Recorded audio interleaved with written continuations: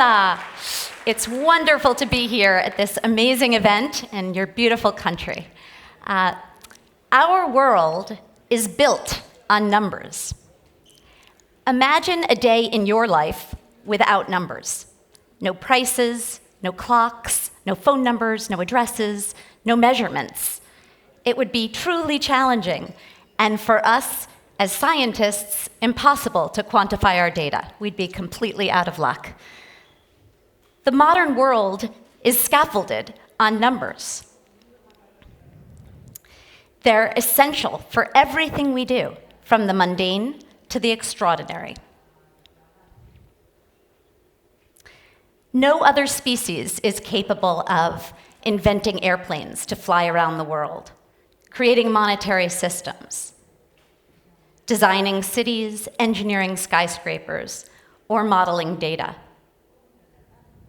None of this would be possible without symbols for number, Arabic numerals, number words.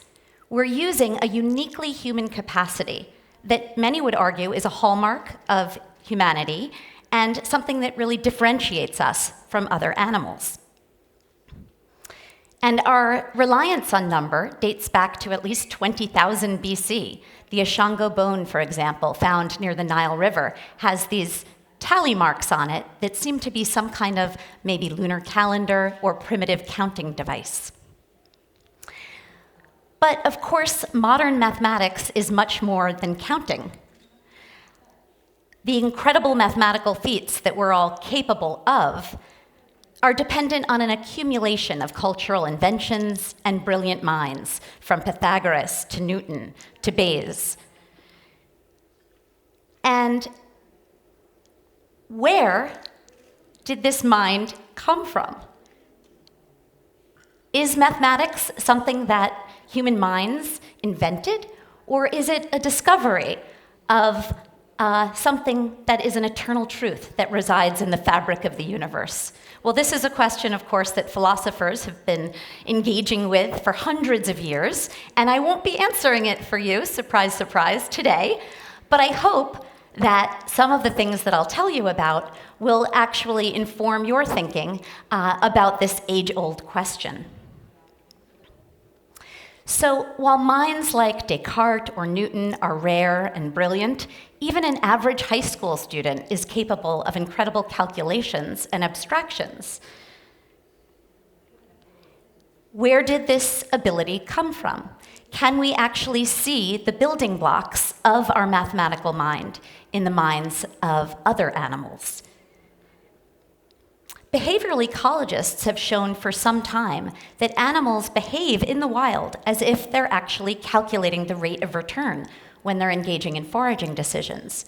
So keeping track of the number of items that they encounter over some period of time, and using that information to decide whether to stay in a given foraging patch or to move on where the grass might be greener. And many other decisions also seem to involve number. So for example, when monkeys encounter each other at a territorial boundary, it's typically the group with the larger number of individuals that stands ground, and ones with fewer individuals that retreat. So they seem to be using number to decide whether they're likely to win in an all-out battle, for example.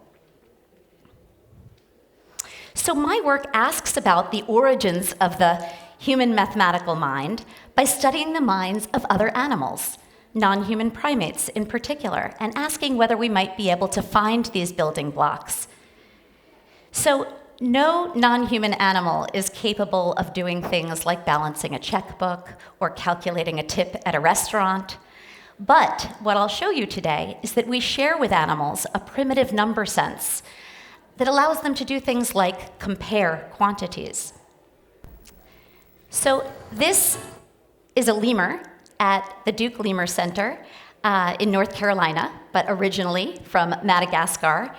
And you can see that this lemur is getting little food pellets at the bottom of the screen. That's his reward for playing our video game.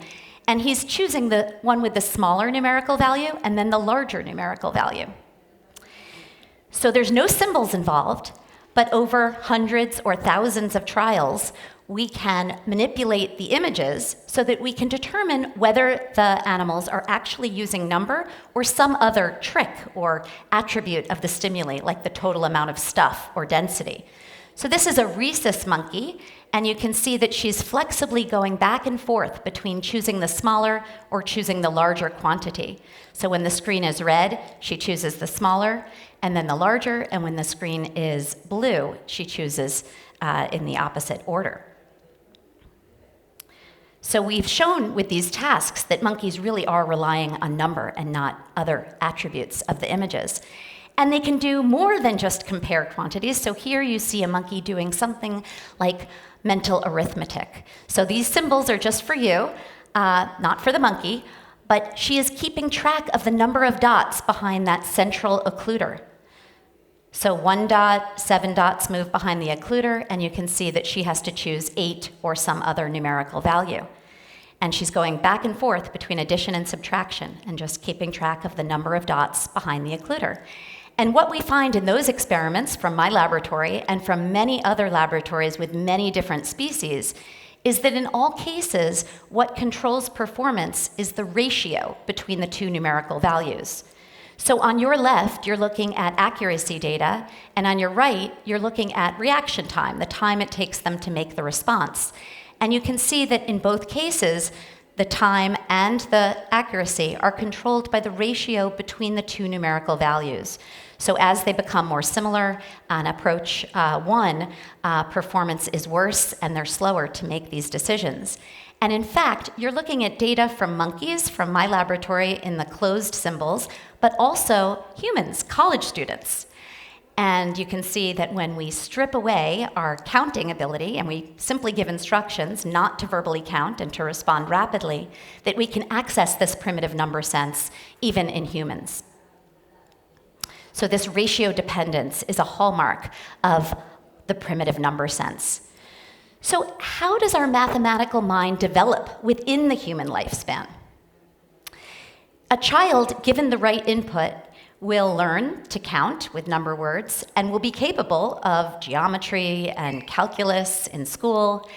And yet, even before a child can verbally count and knows the meaning of number words, they have a primitive number sense, much like we saw in monkeys.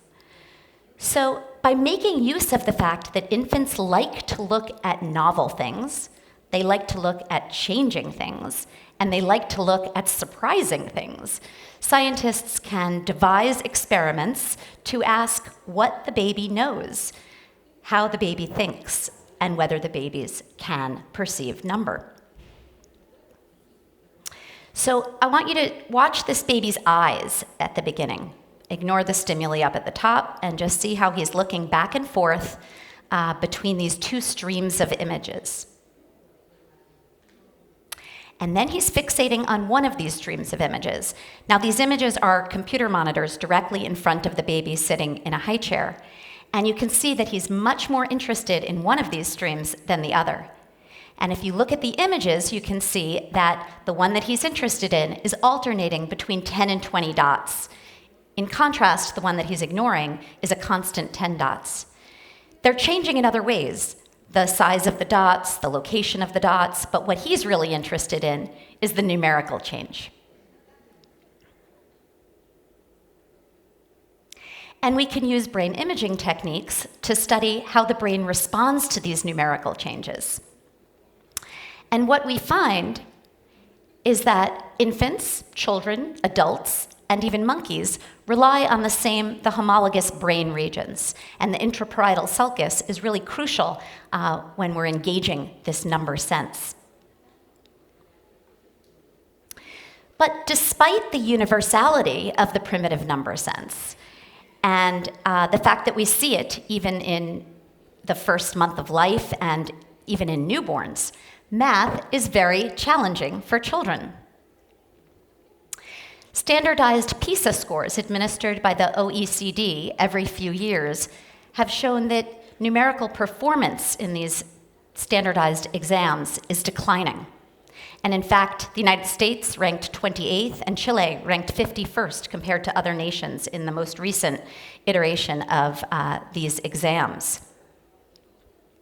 This is really troubling because the human species is reliant on math for almost everything we do. And in fact, mathematics ability is predictive of many different types of success in life. Educational attainment, for example. So math performance in first grade is actually more predictive of high school educational achievement than reading ability. Career attainment. So people with higher numeracy earn more, get better paying jobs, save more for retirement, presumably because they understand more about compound growth or interest rates, have more economic mobility, and even have better health outcomes. So given the importance for math for our everyday lives, and the fact that so many different measures of life success are correlated with math ability, it's essential that we understand the foundations of the mathematical mind and figure out what we can do to improve math readiness in our youngest children. So some of you might be thinking, okay, she's shown me that monkeys and babies can compare dots, but what does this have to do with real math?